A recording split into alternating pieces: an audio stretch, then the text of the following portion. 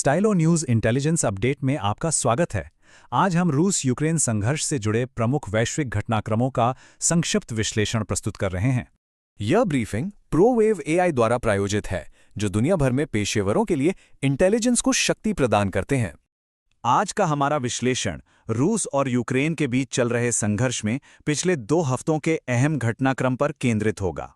तो चलिए सबसे पहले बात करते हैं युद्ध के मैदान की, जहां हम देख रहे हैं कि दोनों ही तरफ से सैन्य दबाव काफी तेज हो गया है। एक साफ पैटर्न उभर कर सामने आया है।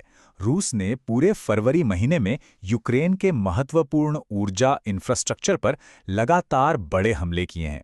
जाहिर है, इस रणनीति का मकसद कड़ाके की ठंड में आम लोगों को बिना बिजली और हीटिंग के छोड़कर उनके हौसले को तोड़ना है।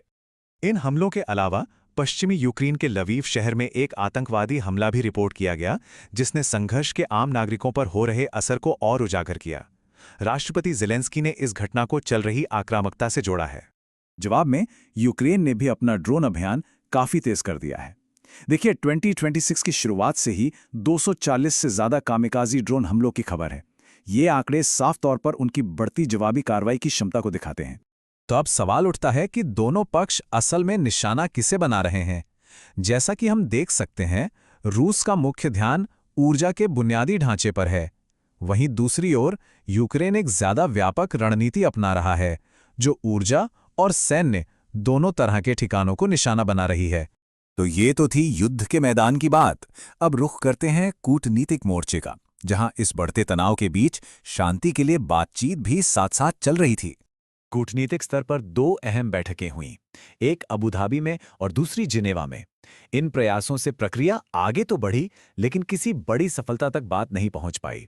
और इसकी सबसे बड़ी वजह है दोनों पक्षों के बीच की बुनियादी असहमति, खास तौर पर डोनबास क्षेत्र को लेकर, जहां शांति की शर्तों पर अभी तक कोई सहमति नहीं बन पाई है। इसी बीच म्यूनिख सुरक्षा सम्मेलन में इस बातचीत का अंतर्राष्ट्रीय पहलू भी सामने आया। वहां नाटो में अमेरिकी राजदूत ने एक बड़ी बात कही और चीन के संभावित प्रभाव की ओर सीधा इशारा किया। चलिए अब थोड़ा और बड़े कैनवस पर देखते हैं। बात करते हैं वैश्विक मंच की, जहां बदलते अंतर्राष्ट्रीय गठबंधन और प्रतिद्वंदिताएं इस पूरे संघर्ष को एक नया आकार दे रही हैं। एक तरफ पश्चिमी सहयोगी देश लगातार यूक्रेन को सैन्य और वित्तीय सहायता दे रहे हैं, और वहीं दूसरी तरफ एक दिलचस्प बात यह हुई है कि इतने तनाव के बावजूद अमेरिका और रूस ने उच्च स्तरीय सैन्य बातचीत फिर से शुरू करने पर सहमति जताई है। ठीक इसी समय रूस ने उत्तर कोरिया के साथ अपना सैन्य सहयोग और भी मजबूत कर लिया है।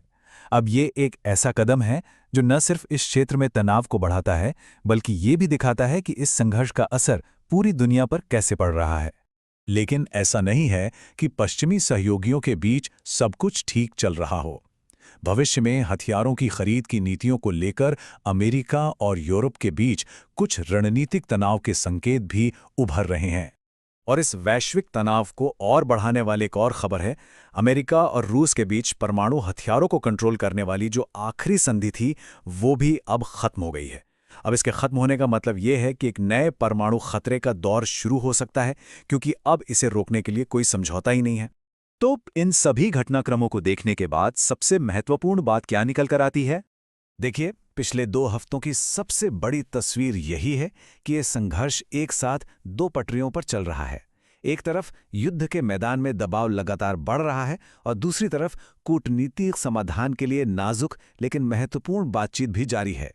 तो अब आगे क्या? आने वाले हफ्तों में दबाव और कूटनीति के जो 2 समानांतर रास्ते हैं, ये इस संघर्ष को किस दिशा में ले जाएंगे? यही वो सबसे बड़ा सवाल है जिस पर हम सबकी नजरें टिकी रहेंगी।